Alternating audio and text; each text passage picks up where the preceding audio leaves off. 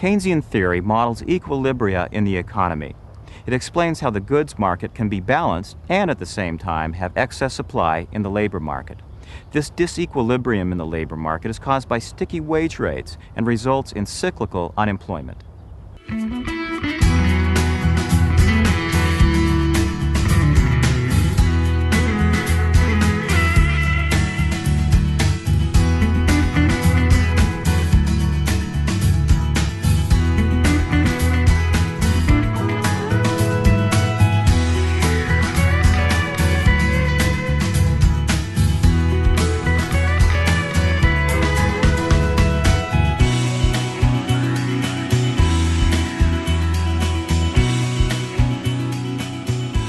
Keynes's theory of recession associates the troughs of the business cycle to a level of aggregate expenditure, which we abbreviate by AE, that's too low to provide jobs for all workers. His analysis of what should be done about this problem is associated with government spending and taxation. This aspect is introduced by including government in our circular flow diagram. We've added a new rectangle to our chart and several new arrows to show government spending on goods and services and the taxes paid by households and firms. Remember that government spending is public spending for goods such as national defense and services such as education, but not transfers such as Social Security. Transfers do not represent a demand in the market. In fact, transfers are very much like taxes, but they provide income instead of taking it. The similarity between taxes and transfers is so great that we lump them together in that label net taxes, which is our official definition of the variable T. The complexity of this bigger model shows up in two places. One is that aggregate planned expenditures is now defined by consumption according to our usual consumption function, plus planned investment, and now with government spending. So we have AE is equal to C plus I plus G. The accounting is changed to allow for taxes paid, so income is equal to consumption minus taxes plus savings. And we define a new variable, disposable income. YD is equal to Y minus T. So that we can also use the definition YD is equal to C plus S. The consumption function is now modified to show taxes. Here we have consumption is equal to CA plus the marginal propensity to consume times disposable income, or C is equal to CA plus MPC times Y minus T. If both government spending and taxes are $100 so that the budget is balanced, then with a marginal propensity of consume of 3/4, we have C is equal to 100 plus 3/4 times Y minus 100, or C is equal to 25 plus 3/4 Y. Equilibrium is still driven by the quantity adjustment mechanism, which is related to unplanned inventory investment. So we require that aggregate expenditures equal income, or Y is equal to C plus I plus G. This equilibrium can be found by the familiar Keynesian graph. The diagram shows that the equilibrium is attained at $1,100, where investment is $150 and government spending is equal to $100. Alternatively, we can get the solution by algebraic manipulations of the model equations. The segment you are about to watch contains numerous algebraic formulas. Viewer discretion is advised. We begin with Y is equal to C plus I plus G, which in our case is equal to 25 plus Y plus 150 plus 100. So Y is equal to 275, and Y sub E is equal to 1,100.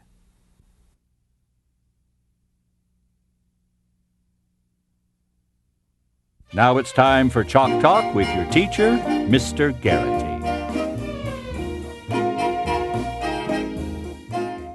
Today we're going to talk about crowding out.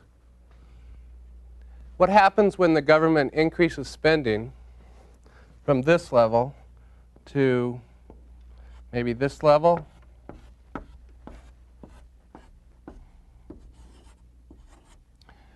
Is we first increase this C plus I plus G amount by the same distance. Just pretend that this line that I'm drawing is parallel to the old C plus I plus G line. Is we would first reach this equilibrium level right here. But the problem is, in the money market, when we have this higher level of output, interest rates rise. And when interest rates rise, investment falls.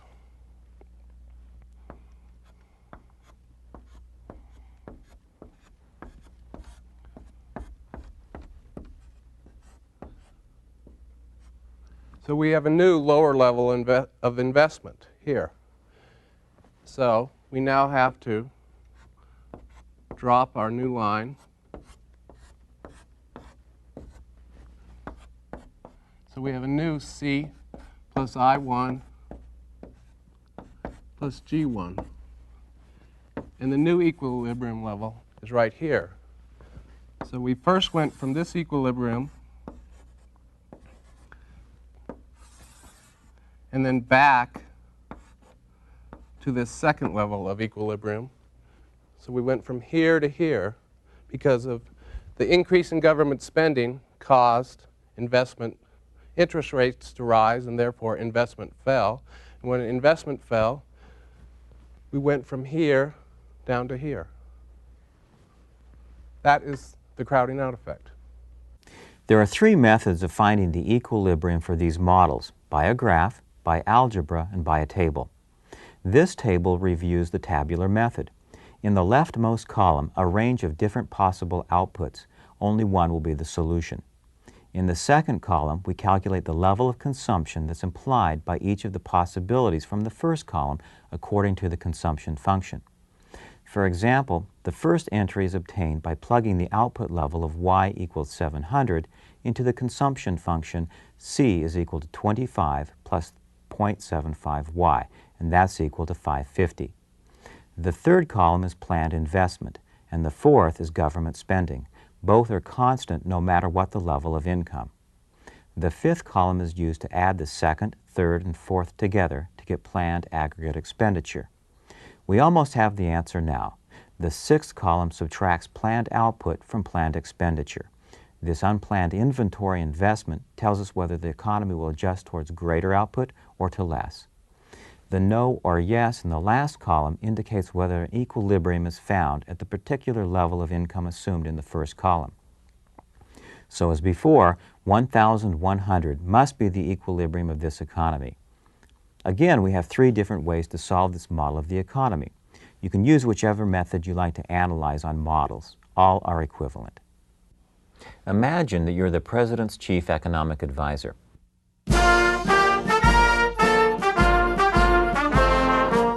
The President calls you into the Oval Office and announces that the rate of unemployment is too high. Suppose that the current rate is 10% and that GDP is $1,100. That is the equilibrium national income. Suppose that the Keynesian model that we've just talked about is our best guess about economic structure of the economy. Let's assume a hypothetical output of $1,300 corresponds with a 4% unemployment rate. The President asks your advice on achieving this goal, y equals 1,300 with unemployment at 4%. Well, how would you respond? Well, you immediately think about the multiplier we calculate, which is equal to 1 over 1 minus the marginal propensity to consume. So the multiplier is equal to 4. You think to yourself, if that multiplier story about the chain of increased spending works for increased investment, it should also work for increased government spending. The multiplier story begins with an economy in which there's excess capacity, just like the one we're experiencing in our story, the one about the President and his economic advisor. Now, an increase in government spending implies an increase in employment, and this leads to additional rounds of increased income followed by increased consumption and even more income. So your response as economic advisor to the President is to immediately undertake some increase in government spending, buy some more military equipment, build some new interstate highways, expand the coverage of Medicaid and Medicare, anything to increase government spending, G. From the point of view of the unacceptably high unemployment rate, it doesn't matter how the government spends money. So, your answer to the President is that the increase in G should be exactly $50, which by the multiplier effect results in a new equilibrium rate of $1,300, the stated goal. But the President, much to your surprise, responds that this won't work because of a campaign promise to not increase any government programs. Instead, the president requires that spending should be cut because taxes are too high. Well, so now how do you respond? If investments stimulate higher levels of income and savings stimulate lower levels, and if savings is like taxes, then an increase in taxes should be multiplied through a chain of cutbacks into a lower equilibrium level of income. But we don't want a lower level, we want a higher level. Well then, why not a tax cut rather than a tax hike? The president already said that taxes are too high. Perhaps a $50 tax cut would work just like a $50 government spending increase. But it turns out that a $50 tax cut is not enough to achieve the goal of $1,300. Why? Because the tax multiplier is not the same as the G or I multiplier. It's less. The reason for this is that a cut in taxes does not go directly into the spending stream. It does not increase planned aggregate expenditures by the full $50 of the cut. Instead, a cut in taxes increases disposable income by 40%. Households then decide how much of this bonus to consume and how much to save. Savings, remember, is a leakage, so some part, 25% in this case, leaks out of the circular flow of the spending. The rest, 75% of $50, which is $37.50, becomes an addition to planned aggregate expenditures, and this amount has the same multiplier of 4. It's time once again for Smart Guy, Dumb Guy.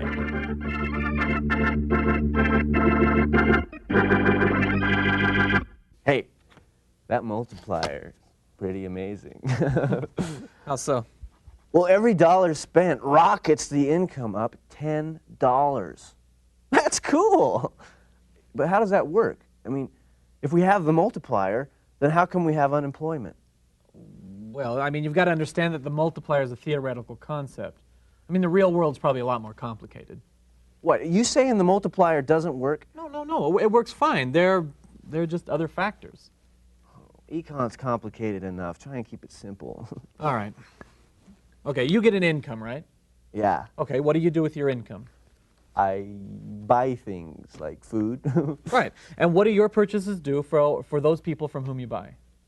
I guess that gives them an income. Right. And what do they do with their income? Well, I guess they spend it. So? Exactly. That's the idea of a multiplier. Okay. One person's expenditure is another person's income. So if the government increases its expenditures, that increases the income of the firms from whom the government buys. I get it. And they, in turn, increase their spending, and so on, and so on, Yeah, and so on. exactly. So, wow, far out, man. Yeah. So a $50 tax cut will result in a $37.50 consumption rise and eventually in a $150 increase in equilibrium income. How's that? Well, 4 times $37.50 is $150. So altogether, the tax multiplier is only -3. In symbols, we can write it as minus the marginal propensity to consume divided by the marginal propensity to save. So, what should we say to the President is that she can also achieve her goal by cutting taxes by $66.67. That will also achieve the goal of increasing income to $1,300 and, of course, decreasing unemployment to 4%. But the President, even more to your surprise, responds that this proposal won't work either. That's because of a campaign promise to balance the government budget. So how do you respond? Oh, man. With this new problem, you might think, well, the budget's balanced. The government provides additional services, but charges the taxpayers the full cost, so there's no effect on the macroequilibrium. This sounds plausible, but it's not quite what the Keynesian model shows us. Instead, the balanced budget multiplier is exactly 1. If there were no effect, this multiplier would be 0. The reason for this is that the government spending multiplier is 1 over the marginal propensity to save, while the tax multiplier is minus the marginal propensity to consume divided by the marginal propensity to save. If we add them together, we get the balanced budget multiplier, which is equal to 1 over MPS minus MPC over MPS. Now, remember the definition that MPS plus MPC equals 1, which can be rewritten so MPC is equal to 1 minus MPS. Using this relationship in the equation for the balanced budget multiplier, which simplifies to the result that the balanced budget multiplier is 1. To understand why the multiplier is 1, let's suppose that Congress approves a massive expansion of government services. And an example would be, say, the instituting of a universal public health plan. Such a plan would involve the provision of significant new government-provided medical services. Suppose also we assume the program is fully financed by significantly higher taxes. This would be a case where both G and T expand equally. The balanced budget multiplier says that such a national health program will have the result of increasing the level of GDP by just the amount of the new program, and there will also be a corresponding increase in employment. Just to reinforce these points, let's get the same result, that's the balanced budget multiplier result, with algebra. The segment you are about to watch contains numerous algebraic formulas. Viewer discretion is advised. First, let's use our example. C is equal to 100 plus 0.75 times yd minus t, and let t equal 100. So C is equal to 25 plus 0.75y. As before, we have that I is equal to 100 and G equals 100. The equilibrium condition is that y is equal to C plus I plus G. So y is equal to 25 plus 0.75y plus 150 plus 100. Or, rearranging terms, we get 0.25y is equal to 275. So the equilibrium output is 4 times 275, or ye equals 1100. From this starting point, let's increase both t and g to 200, which is a bump of 100, and derive the new equilibrium. Retracing our steps, we now write the consumption function as c equals 100 plus 0.75 times y minus 200, or c equals minus 50 plus 0.75y.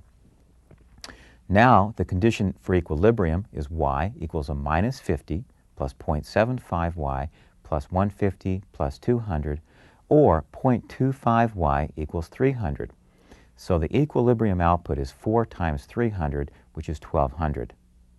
So the change in G, which equals the change in T, which equals the change in Y sub E, and the balanced budget multiplier is unity. Historical Moments with John Watkins, Ph.D. How might we use a simple Keynesian model to understand the events leading up to World War I? In the late 19th and early 20th centuries, the policy of laissez-faire left governments few alternatives to boost their economies.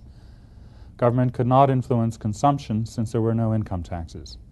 Government could not influence investment because there were no corporate taxes, and because the gold standard severely limited government's ability to influence interest rates.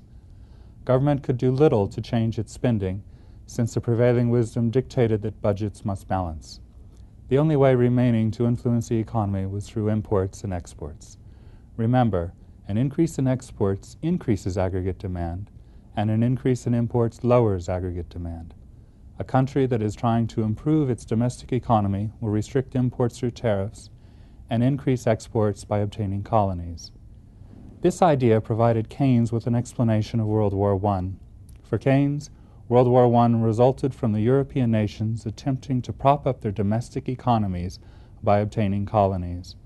The late 19th century and early 20th centuries saw the European powers rush to establish colonies in what remained of the Third World. Colonies served as a source of raw materials, but more importantly, colonies were viewed as a market for the excess goods pouring out of Europe's factories. The effort to increase exports by establishing colonies ultimately led to war. It's easy to see why reform-minded political activists are also Keynesians. According to this model, no penalties attached to the balanced budget expansion of the government sector. Government services expand and the economy grows as a result. Unfortunately, there are several reasons why this optimistic result doesn't quite work out in reality. One is that the taxes are not as simple as we've portrayed them. We've said that taxes were a lump sum and they're not affected by the state of the economy, but that's unrealistic. In reality, taxes increase when incomes go up. First, there's the federal income tax with its progressive rate structure. Many people fall into the 15% tax bracket, where taxes increase by 15% of the income rise. There are also state income taxes with a similar effect. Social Security taxes are 7.75% of wages, and retail sales taxes are a percent of sales, and both sales and wages have an obvious connection to income.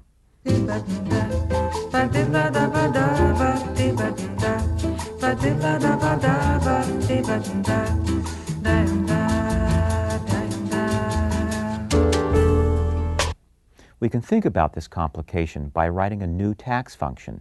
T is equal to T sub O plus T times Y, where T sub O represents autonomous taxes and T is the tax rate. This graph illustrates the old and new assumptions about taxes. If we went ahead and computed the multipliers for this example, we'd find out that with the tax rates about what they are in the U.S., the fiscal multiplier would drop by about 1/2. So, for a marginal propensity to consume of 0.75, the normal multiplier is 4. But with our new tax function, based on a 33% tax rate, it drops to around 2. We can see then how much the multiplier is reduced simply by recognizing that taxes are related to the level of income. And it turns out that there are several other reasons as well. We'll discover these by studying the financial markets and examine interest and inflation rates. Until now, we've been focused on the market for goods and services. Before we complete our macroeconomic model, we need to figure out the linkages between the goods market and the financial markets. Do you have any idea what connects the goods market with the money market? The goods market with the money market? What connects it? Not offhand. The goods market and the money market? You have to have money to buy the goods. I guess the goods market's connected to the money market through, I guess, just through financial institutions. What we've seen in this segment are the ways that the government can influence the equilibrium level of output by changing taxes and spending. We began with a simple consumption function, solved for our equilibrium conditions, and derived the normal fiscal multiplier. That's 1 divided by the marginal propensity to save. It multiplies the change in government spending. In our numerical example, the marginal propensity to consume was 0.75, so the fiscal multiplier was 4, which is equal to 1 divided by 0.25. Next, we derived the tax multiplier and found it was equal to minus the marginal propensity to consume divided by the marginal propensity to save. So, if the government reduces taxes, the equilibrium level of output increases. For our example, the tax multiplier was minus 3, which is equal to 0.75 divided by 0.25. The balanced budget multiplier was equal to 1, and that holds true regardless of the marginal propensity to consume. If government spending is financed by taxes, equilibrium level goes up by exactly the amount of the increase in spending. Finally, we showed that what happens when we make taxes a function of income. Although we didn't do the algebra, with a simple tax function, we saw that the fiscal multiplier dropped by about 1/2. In the next segments, we further develop our macroeconomic models.